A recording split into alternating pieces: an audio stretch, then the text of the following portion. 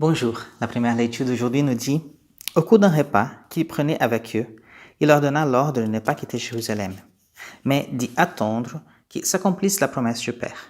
Jésus déclara « Cette promesse que vous avez entendue de ma bouche, alors que Jean a baptisé avec l'eau, vous, c'est dans l'Esprit Saint que vous serez baptisés d'ici peu de jours. » Ainsi réunis, les apôtres l'interrogèrent. « Seigneur, est-ce maintenant le temps où tu vas rétablir le royaume pour Israël ?» Jésus leur répondit, « Il ne vous appartient pas de connaître le temps et le moment que le Père a fixé de sa propre autorité. Mais vous allez recevoir une force quand le Saint-Esprit viendra sur vous. Vous serez alors mes témoins à Jérusalem, dans toute la Judée et la Samarie, et jusqu'aux extrémités de la terre. » Après ces paroles, tandis que les apôtres le regardaient, il se leva, et nuée vint le soustraire à leurs yeux. Et comme ils fixaient encore le ciel où Jésus s'en allait, voici que devant eux se tenaient deux hommes en vêtements blancs, qui leur dirent, « Galiléens, pourquoi restez-vous là à regarder vers le ciel? C'est Jésus qui a été enlevé du ciel de près de vous. Viendra de la même manière que vous l'avez vu s'en aller vers le ciel. » Donc Jésus, il a vécu 33 ans sur terre. Il est venu dans le monde, il a vécu 33 ans, il est mort, ressuscité, et après il est monté au ciel. Et c'est justement ce que nous célébrons aujourd'hui, c'est la fête de l'ascension de Jésus, Jésus qui monte vers le ciel.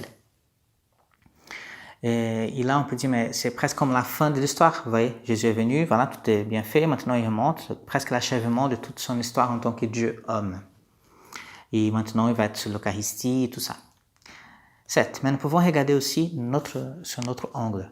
Nous pouvons regarder que Jésus, en fait, il dit, maintenant, c'est à vous de jouer. Maintenant, je monte vers le Père, et en fait, maintenant, c'est à vous de faire des témoins. Il a dit, vous allez recevoir une force, quand l'Esprit Saint viendra sur vous, vous serez alors mes témoins à Jérusalem, dans toute la Judée, la Samarie, jusqu'aux extrémités de la terre. En fait, il a dit, maintenant, je vous fais confiance. Et Jésus, il a fait confiance à ses disciples qui étaient là avec lui, des gens qui en fait, n'étaient pas les gars les plus intelligents du monde. Ils n'avaient pas beaucoup d'expérience. Et en fait, il laisse ces hommes-là prendre le relais de l'Église. Et en plus, il ne donne même pas des orientations précises. Vous voyez, telle année, vous faites telle chose, après, faites ça, après, faites ça. Non, en fait, il dit, ben, allez, maintenant, l'Esprit Saint va venir sur vous. C'est qu'on va parler dans quelques jours sur la Pentecôte. Et après, c'est à vous de jouer. Et Jésus, en fait, il nous fait confiance encore aujourd'hui. Il fait confiance à vous, il me fait confiance, il nous fait confiance. Il nous fait confiance, en fait, dans le monde où nous sommes, parce qu'en fait, il voit que notre foi, elle a grandi. Vous voyez, c'est comme les parents, en fait. Les parents, quand ils vont laisser les enfants seuls à la maison, ils vont les laisser seuls seulement quand ils vont faire confiance à leurs enfants pour qu'ils restent seuls à la maison, seulement quand ils vont voir qu'ils ont déjà une certaine maturité, un certain degré de responsabilité. Et là, ils peuvent laisser les enfants seuls. C'est la même chose. Si Dieu est monté au ciel, si Jésus est monté au ciel, il a dit maintenant c'est à vous de jouer, ça veut dire qu'en fait, il nous fait confiance. Il voit que nous avons une foi qui grandit, une foi adulte, une foi qui grandit de plus en plus.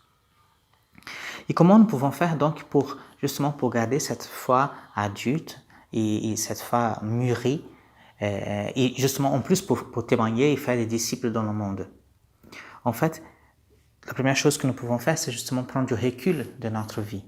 Pour grandir de plus en plus dans notre foi, nous devons prendre du recul de nos actions. Qu'est-ce que nous faisons de bon et de mauvais? C'est-à-dire nous grandissons en responsabilité. Nous sommes responsables de notre foi.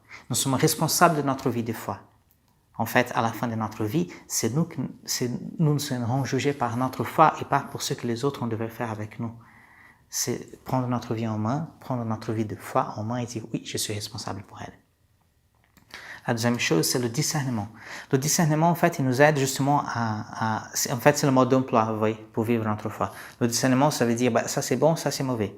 Et en fait, ce discernement que nous devons demander souvent à Dieu, justement, pour grandir de plus en plus dans notre vie de foi, c'est lui qui va nous guider pour prendre telle décision ou l'autre décision, telle ou telle décision. Et enfin, c'est justement nourrir notre vie spirituelle. Nourrir notre vie spirituelle, parce que comme nous sommes responsables, nous avons le discernement de notre vie de foi, nous devons la nourrir. Nous devons la nourrir par la prière, bien sûr, mais après avec des livres, avec des formations, nous pouvons nourrir notre vie de foi. Et plus nous nourrissons notre vie de foi, notre foi, elle va grandir, elle va grossir, elle va être bien mûre. Et là, nous pouvons de plus en plus témoigner et faire des disciples dans le monde, mais pas tout simplement parce que nous devons faire cela, mais non, mais tout simplement parce que c'est un rayonnement de notre vie de foi. Voilà, que le Seigneur nous aide aujourd'hui dans cette fête de l'Ascension à grandir dans notre vie de foi et à assumer la responsabilité de notre vie de foi. Amen.